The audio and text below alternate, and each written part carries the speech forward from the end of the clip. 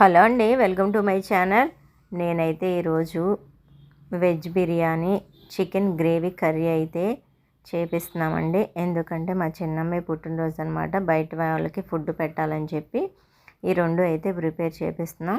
చాలా బాగుందండి. బిర్యానీను కర్రీ మాత్రం చాలా చాలా బాగుంది. వాళ్ళు 7ంటికే వచ్చేసి 9ంటికల్లా పూర్తి చేసుకుని వెళ్ళిపోయారండి. కానీ మేము ప్యాక్ చేయడానికి లేట్ అయిపోయింది అనమాట. ఎందుకంటే మేము సిల్వర్ కవర్లు తెప్పించామండి. ఫుడ్కి కానీ కూరకు కానీ ఫుడ్ అయితే వేసేయగలిగాం కానీ కర్రీ అయితే వేయలేకపోయామన్నమాట. అవి నూనె అంతా పడిపోయి చిరాకు అయిపోయింది.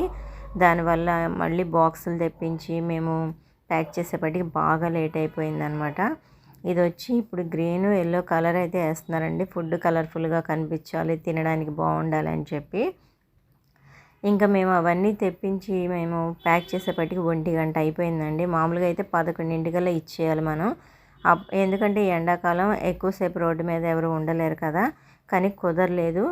అందుకని 1 గంట అయిపోయిందండి. కానీ దేవుడి దయ వల్ల రోడ్డు మీద చాలామంది కనిపించారు. అందరికీ ఇచ్చేసాము. అలాగే నేను వృద్ధాశ్రమానికి కూడా వెళ్ళాను, అక్కడ కూడా ఇచ్చానండి. అక్కడైతే 9 మందే ఉన్నారండి. మిగతా వాళ్ళందరూ ఎవరూ లేరనమాట. నేనైతే కర్రీ, ఫుడ్, వాటర్ బాటిల్ మాత్రమే ఇచ్చానండి. ఇంకా వేరే ఇవ్వడానికి ఇంకా ఇవ్వలేదన్నమాట. ఇవి మాత్రమే నేను పెట్టగలను. అందుకని నా స్తోమతకు తగ్గట్టు నేను ఈ ఫుడ్ ఇవ్వగలిగాను అనమాట. ఎందుకంటే మనం తినే ఫుడ్లో ఒక్క ముద్దైనా పక్కన వాళ్ళకి పెడితే అది మనకి చాలా సంతృప్తినిస్తుంది.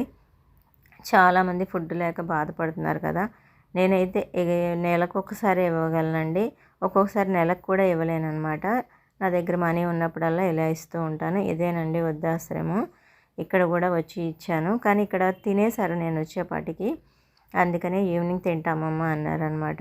ఇంకా మాకు అంటే ఆ టైంకి మధ్యాహ్నం పెట్టుంటే బాగుండేది అనిపించింది నాకు. వీళ్ళు వచ్చి రైల్వే స్టేషన్ దగ్గర ఉన్నారండి. ఇదేనండి కేక్ అయితే మా అమ్మాయి ఇప్పుడు మధ్యాహ్నమే కట్ చేసేస్తుంది. సాయంత్రం కట్ చేసేది ఎప్పుడు కొంచెం గ్రాండ్గా డెకరేషన్ అయ్యి చేసేవాళ్ళం. ఈసారి అయితే ఏం చేయలేదు, సింపుల్గా ఇంట్లో అయితే కట్ చేయించేసాం. ఈ వీడియో మీకు నచ్చితే మర్చిపోకుండా సబ్స్క్రైబ్ చేసి పక్కనే ఉన్న బెల్ ఐకాన్ క్లిక్ చేసి లైక్ చేసి కామెంట్ చేయండి.